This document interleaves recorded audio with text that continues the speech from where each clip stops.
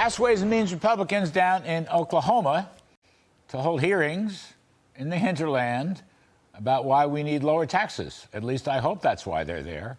Anyway, here to explain this very strange development is Congresswoman Claudia Tenney. She is a member of the aforementioned House Ways and Means Committee. She's actually a brilliant and distinguished congresswoman from upstate New York, but is down in Oklahoma. So, Claudia, how's this Oklahoma thing going for you? And you could cut taxes, by the way, in Washington or Syracuse. I mean, I'm okay with Oklahoma, too. It's not a problem. Just tell me what you're up to, please. Well, I'm for cutting taxes all the time. One of my first bills I ever put in when I was a member of the New York State Legislature was to cut the personal income tax. Imagine had we done that 10 years ago, we'd be in such better shape now in New York State. But we're in Oklahoma as part of the Ways and Means Committee's field hearing.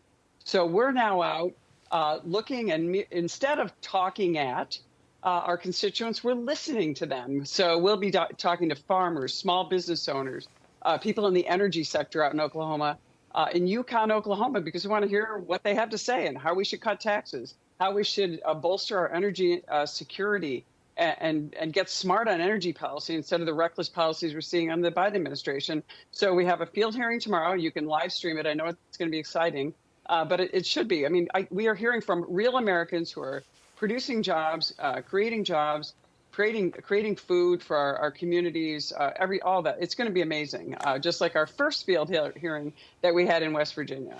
Well, Claudia Tenney, I'm interested in how you're going to cut taxes, and I'm particularly interested in the fate of the Trump tax cuts, which, as you know, are expiring slowly but surely.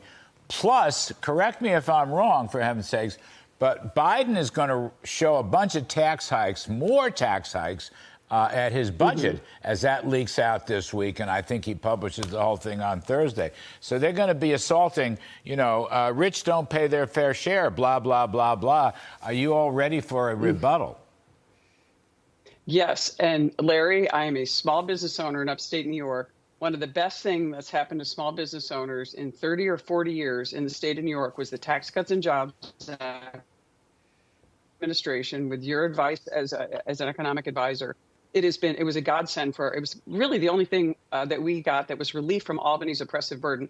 Albany's now one of the highest tax states in the nation, and we have to make these permanent. We also have to continue with a lot of the small business provisions that we're able to allow our businesses to grow, to reinvest. And that's going to be critical. And that's what we're looking at, is some of these provisions come to expire. And of course, we are all hoping that we can make those tax cuts permanent, and we can continue to see some prosperity, because if we don't have growth and we don't have prosperity, we are not going to pull ourselves out of this inflation. And remember, we're going to be in a rural area, and I live in a rural area in upstate New York, and I also represent a very rural district. The Congressional Budget Office states that inflation is actually 130% in the rural areas. So it's greater in rural areas. The impact of the Biden policies has been more devastating for rural America. And this is critical. That's why we're going to rural America and saying, how do we fix this? How do we get taxes down? How do we have less dependence on foreign oil, foreign energy sources? How do we make ourselves more energy independent?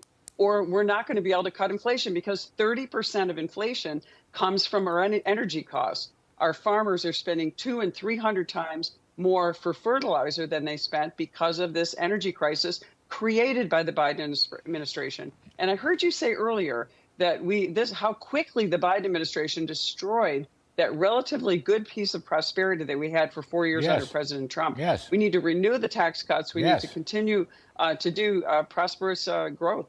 And I think, Claudia, we're running out of time, but you meant small business needs some assurances, because theirs is an expensing, but you should write it in as a marginal tax rate. Anyway, Claudia Tenney, Ways and Means, Oklahoma, thanks for coming on.